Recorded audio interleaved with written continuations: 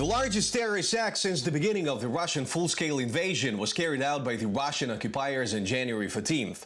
Once again, the target of the attack was not military facilities or NATO bases, as Russian propaganda actively promotes, but a residential building in Dnipro. The 9-story building collapsed like a matchbox, buried dozens of residents under the rubble.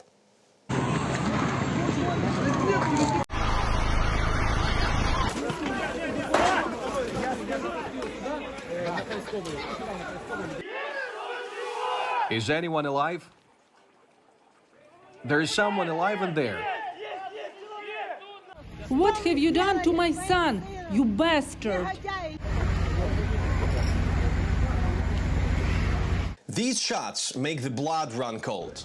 The fact that the Russian leadership uses such war method against the civilians is no longer a secret, but this situation also vividly demonstrates the collective face of ordinary Russians, who constantly repeat that they are only hostages and victims of the regime. Then how can these so-called people bloodthirsty rejoice in the deaths of the civilians, the deaths of the children? After this terror act became public, Russian social networks exploded with comments. Here are just a few of them. Happy New Year, Chachli. I see the fireworks have begun. It's gorgeous. The usual Saturday shelling of the Nazis, nothing new. Keep the fire burning brightly so that it doesn't go out. How beautiful. I can't get enough of it. We must be even tougher to them. Only yesterday I was thinking, where did the air raid lords disappear? It's burning beautifully. The celebration continues. Nazis, surrender if you want to live. And there are hundreds of such comments. Similar messages were also on Russian television. We celebrated with beautiful fireworks, just the way it should be. It was nice. It was really nice. Although, it would be more pleasant to see some Dnipro bridge completely destroyed. Even if our missile hit this building, it does not change anything for me personally. Look at the photo of Mariupol. This is what will happen to Kharkiv. Yes, it will. And it will happen to Dnipro and to Kyiv as well. In this video, the Russian propagandist does not accidentally use the phrase, even if our missile hit this house, because the authorities officially declared that it was not a Russian missile. There are many versions of the occupiers, among them completely fantastic ones. They say that Ukraine aimed at Donetsk from the HIMARS system, but the missile went off course and fell on a house in Dnipro. Their fantasy, of course, does not care. Russian propaganda most actively promotes the version, as if a Ukrainian air defense missile could completely destroy the whole entrance of the multi-storied building. This is how the occupiers interpreted the statements of some Ukrainian officials, who we must admit knowingly or not played along with Russian propaganda in this case. However, the Ukrainian military calls such a version frankly absurd. But first, let's take a look at what we currently know about the cases of the tragedy in Dnipro. The Ha-22 missile was launched from a Tu-22 M3 aircraft from Kursk region of Russia. It was stated by the Russians that our air defense system shut down this missile. It exploded and fell on a house in Dnipro as a result of the downing. This is not true. Our air defense systems are capable of hitting aerodynamic targets moving at a certain speed and with certain characteristics. We cannot shoot down Ha-22 missiles at all.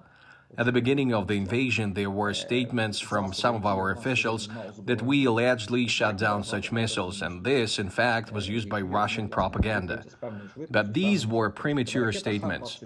People did not understand the situation back then. I declare officially that since the beginning of the full-scale war, we haven't shot down any Ha-22 missile launched by Russia at our territory.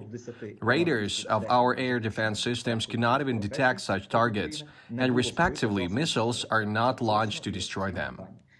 According to the command of the Air Force of Ukraine, since February last year, Russia has launched more than 210 Ha-22 missiles over the territory of Ukraine. They could be destroyed by advanced missile complexes, which in the future can be provided to Ukraine by Western partners. These include the Patriot PAC-3 or SAM-T systems.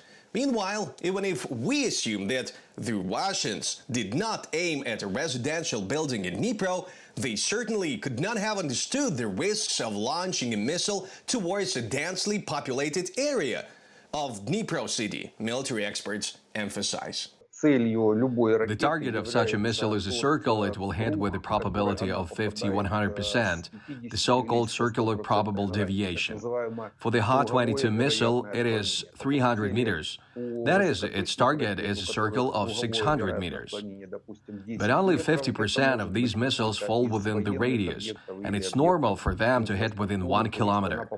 When Russian officers are laying the route, they determine the probable kill zone and understand where they are aiming. Yes, they surely knew that they were targeting dense residential areas. I happened to be a few kilometers away at the time of the strike, and I can say that there was only one explosion. There was no air defense missile launch, that's for sure. I'm a pilot and I would have heard it. And neither was there any explosion in the air. I would have heard that too. This is not the first time that Russian terrorists have committed mass murders of Ukrainians using Ha-22 missiles. On June 27th last year, they hit the shopping center in Kremlin, killing 21 people. It is already known that both of these missiles were fired from the same military unit, the 52nd Heavy Bomber Aviation Regiment, based in the city of Shakovka, Kursk region of Russia. And we already know the names of the alleged killers. The Ukrainian internet community, which is engaged in military intelligence, has already identified most of the servicemen of this unit. There is in total 44 people, and our main goal was to find also their families, to find like their photos, how do they connected between each other, and also we was looking for their home addresses. So, because this information would be helpful for security service of Ukraine. We hope that all Russian murderers will be tried by the Hague Tribunal very soon. But we don't have time to wait, because every day a terrorist country takes dozens of lives of peaceful Ukrainians, do not mention military ones. But victory is needed not only for Ukraine. Now Russia is trying to consolidate totalitarian regimes around it in different parts of the world, and there will be no peace for everyone. So either you help Ukraine destroy the terrorists, or they destroy global security. До побачення.